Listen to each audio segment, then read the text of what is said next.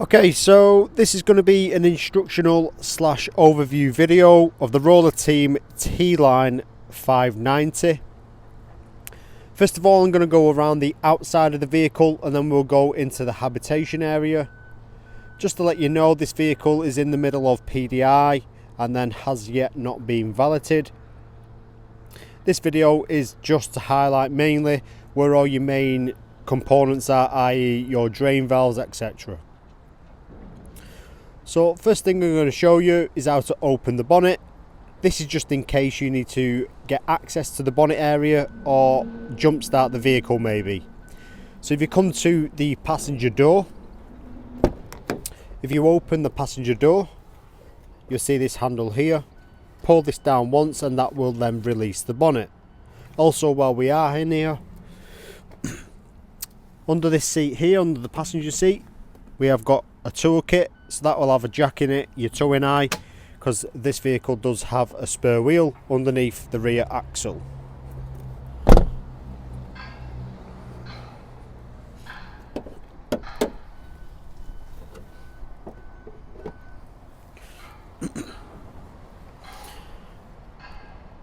So as you can see, I have now got the bonnet open. And like I said, the main reason for this is to highlight if you need to jump start the vehicle. And if you do need to jump start, just down here under this black cap here, which I've already lifted up, you'll see a connection point here. This is your positive terminal, and then your negative terminal is just this point here. That is if you need to jump start the vehicle. And then also your screen wash fill is in front of the driver's. So now I'm going to carry on around on the passenger side. As you can see, this vehicle does come with an awning. I will send a separate link on the email to how to set up the awning. The first compartment we come to is going to be your gas locker. So obviously you can fit 2 tanks in here, and then your regulator is just up here. So you just need to get an orange pigtail hose to connect onto there, straight onto your gas bottles.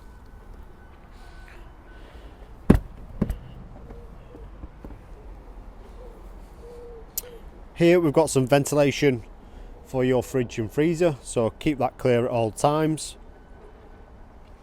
And then the last locker on the passenger side is going to be your storage area, garage area.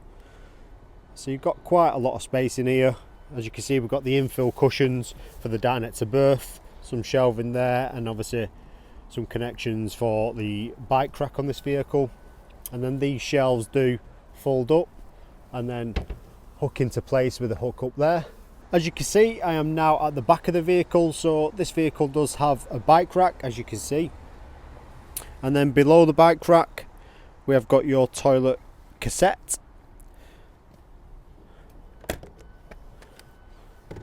So if you need to empty or clean your toilet cassette, all you need to do to release your cassette is lift this blue tab up here.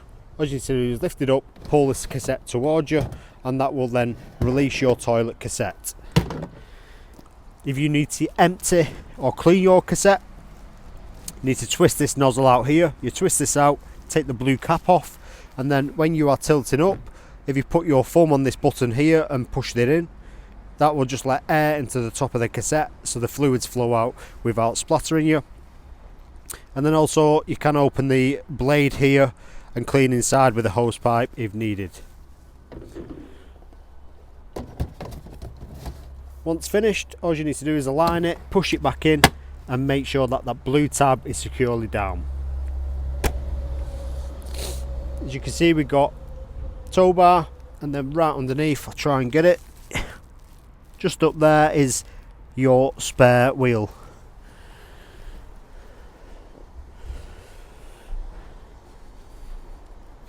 You have got a reverse camera up there as well. Just be cautious when you have got the bike rack down and on with the bikes on it, just in case it does reduce your vision. And now we're on the driver's side. This compartment we come to is going to be your mains hookups. This is where you connect when you're at campsite. This one here is going to be your fresh water fill. So all you need to do is take this cap off here. If you put the hose pipe in, when the water starts to come out of this hole, that means your fresh water tank is full. Obviously you do need to make sure that you have closed your fresh water tank, otherwise the water will just come straight out. And I'll show you that internally. Here we've got your boiler flue. To keep this clear at all times, as this is running off gas, and this is where the fumes come out, and it does get quite hot. And right below that you can see a handle here. This is your grey waste release handle. So currently this is pulled out in the open position, so all the grey waste will drain out. To close this, all you need to do is just push, and that is closed. It's just a push and pull rod what closes and opens the blade.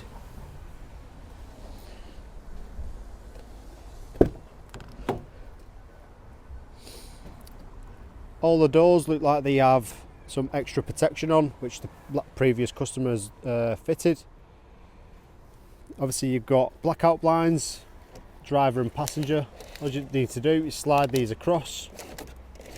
Just be careful with these because they are very delicate and they are expensive to change. They just clip back into place there. And same on the front window.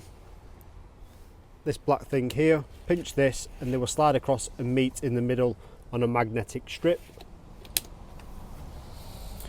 And then to swivel the passenger and driver seat, all you need to do is grab this grey handle, pull this out, and then they will swivel around for you.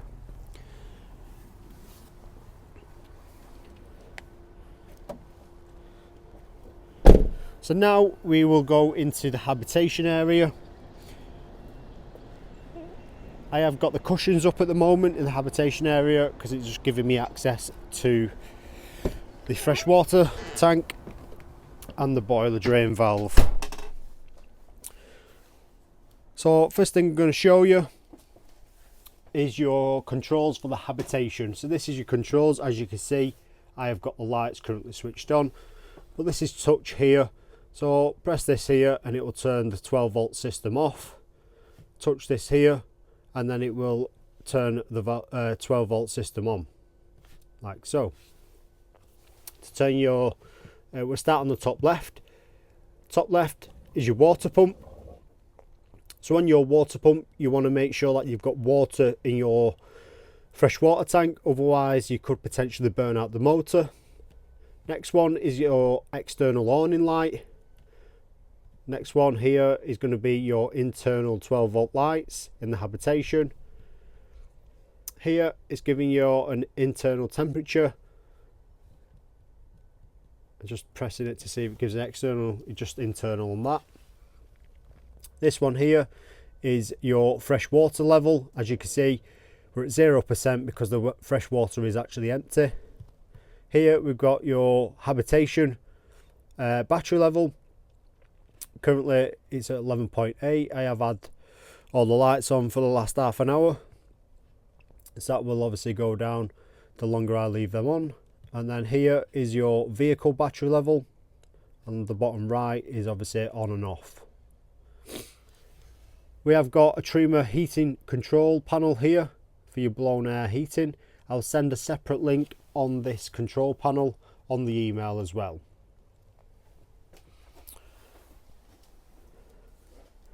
So next I'm going to show you your freshwater tank, which is under this bench seat here.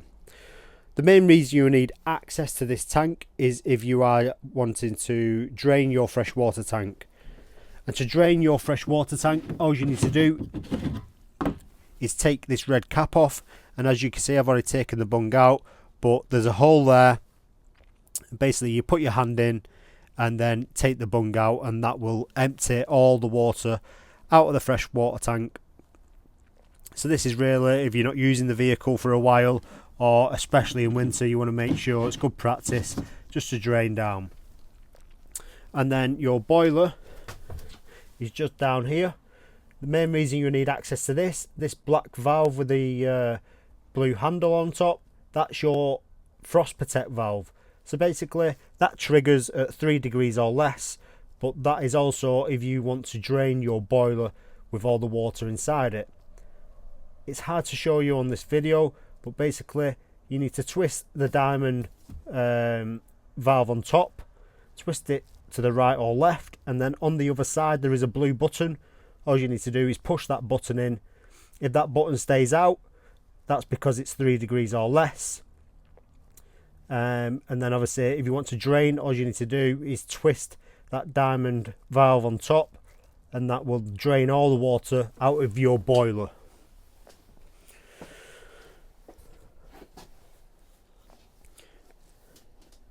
Next we've got your kitchen area. So obviously we've got a 3-ring gas burner. One safety thing we do highlight is this glass cover here. Once you have been using the stove, just make sure that you leave up the glass cover for around 20 minutes just to let everything cool down. The reason for this, you could potentially shatter the glass just because of the temperature difference, especially if you've got the window open at the back. Here we've got your kitchen tap. So if you need to prime your water system, so if you're going on your adventure or you're at campsite now, first thing you're going to do in this vehicle is you're going to make sure that all your valves are in, i.e. your freshwater tank, the bung is in the hole so the water doesn't drain out. If you want to prime your water system, your hot side, you need to make sure that black valve, the frost protect valve, is closed and the button's in.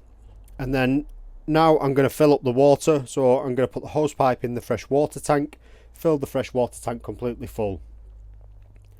Now once that is done, to prime your system, all you need to do is go to your control panel up here, and then on your top left turn it on and turn that water pump on. I'm not going to do this because there's no water in the system at the minute, but you turn this water pump on and that will start purging the water from the fresh water tank. And then all you need to do is open the tap on the cold side and basically wait for the water to come through at a steady flow. This will only take a minute or so. Once this is done, twist it to the hot side, and on the hot side it may take a bit longer. The reason for this, it's going to fill that boiler up with about 10 litres of your fresh water. As long as you've shut that black valve, if that black valve is open, the water will just drain straight out the vehicle, so make sure that is shut. But your water will then go to your boiler and then through your tap. Once you get a steady flow on hot and cold, that means your system is fully primed, ready to use. Here we've got obviously a grill and oven on gas, and then up here we do have your three-way fridge. To turn this on, just press and hold the power button, and then to go through these settings here, you press this square in the middle here, press and hold, and it will flash once. So as you can see, and it's asking me to select my source now. So as you can see, this one here is mains hookup when you're plugged in.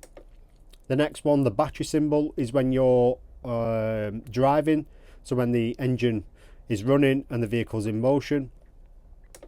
This one is gas, so if you're off grid, you'll turn it on to gas, or you can put it on A, and basically what A is doing is automatically selecting the best source it has available.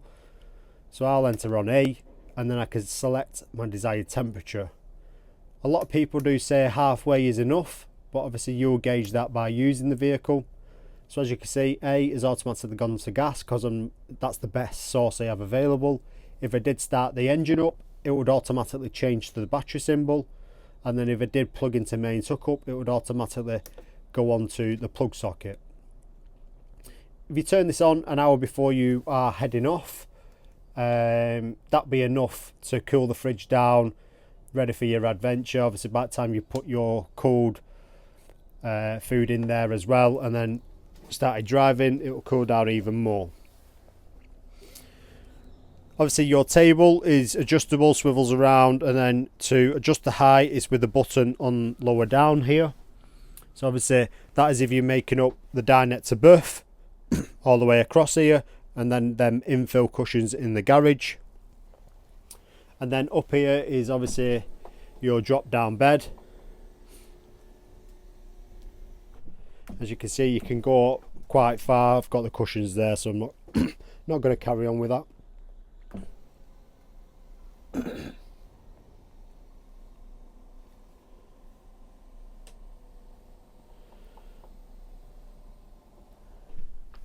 And then you've got skylight up here, which you use with this winder. You just flip this out and wind away. I'm not going to do it because it's just started raining on us. But you wind away, and then you have 2 guide points up here. Just need to keep an eye on them. Just don't overwind it, otherwise you could potentially damage the winder.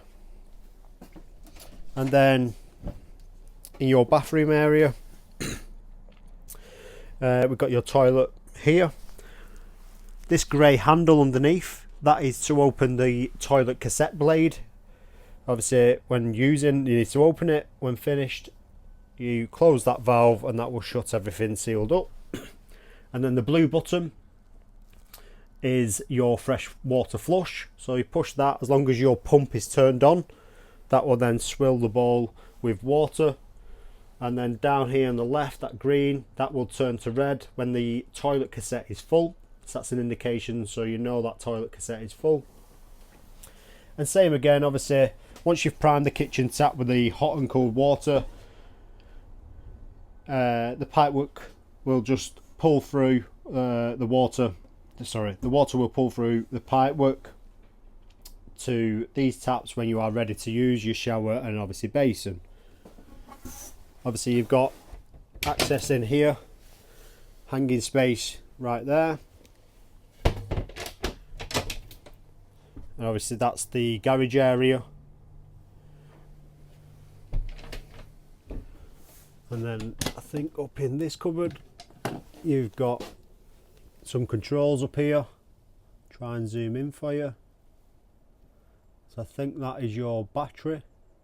Yep, so that's your battery, and obviously solar. So as you can see, green sun. So I'm currently obviously taking some daylight on the solar panel. And then I think this vehicle does have that's an iNet box. So that's when you can put a SIM card in it, and you can connect to the Truma heating system. You can text it, I think. You can text it to turn the heating on, etc. In this cupboard here, got nice pantry. So down on the bench seat behind the passenger seat, you have got your leisure battery, and then down here, it's hard to show on the camera, but this is where your 12-volt fuses are. So if you blow a fuse on this habitation area, this is where you'll need to come to get access to your fuses. And then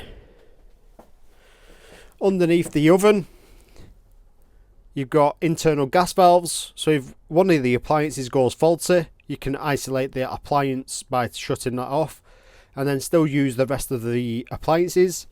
And then as you can see at the left here, we've got your main breaker. So you need access to this when you are connected to mains hookup. If something does trip, 9 times out of 10 it is the campsite post. It's never usually your vehicle. Your vehicle's quite good at protecting itself, but this is where you would come on your 240 volt side of things. So that completes the instructional / overview video of the Rollerteam T-Line 590. Like I said, this is to highlight where the main components are in the vehicle for general use. If you have any more questions, leave a comment below, or you can always drop us an email.